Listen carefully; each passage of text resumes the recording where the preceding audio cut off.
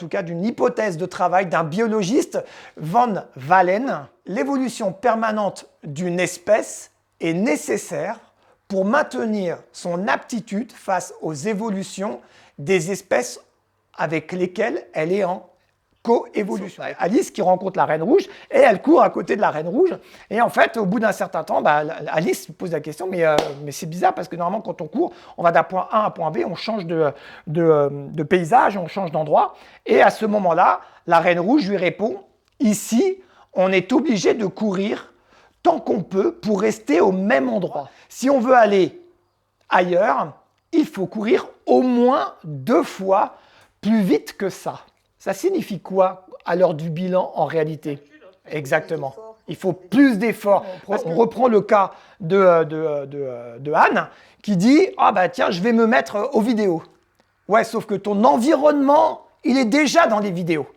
Donc toi, tu penses faire un effort et tu penses que tu vas évoluer, mais en fait, tu ne fais que l'effort pour te remettre au niveau par rapport à ton écosystème. Quand on est à ce niveau-là, ok, et qu'on veut faire un saut quantique, c'est pareil dans les finances. Hein, là où je voulais en venir, c'est que pour pouvoir faire un saut quantique validé, en tout cas, ça nécessite de travailler et sur l'interne et sur l'externe. Pourquoi? Parce que imaginez, vous êtes sur un escalator et vous le prenez à contresens. Pour rester au même endroit, qu'est-ce qui se passe? Vous êtes obligé de marcher, de rester en action et de vous réinventer quelque part pour rester au même endroit. D'accord? Si vous ne faites rien, qu'est-ce que vous faites? Vous reculez. On est d'accord là-dessus? Maintenant, si je veux avancer, qu'est-ce que je dois fournir? Un effort double pour descendre encore plus d'une marche. On est d'accord là-dessus? C'est ça le principe de la Reine Rouge.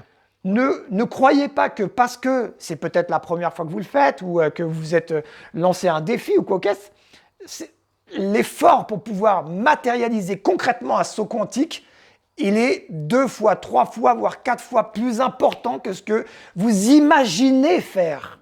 D'être vigilant et ne pas se mentir par rapport à « Ah merde, j'ai fait des efforts et j'ai pas de résultat escompté ».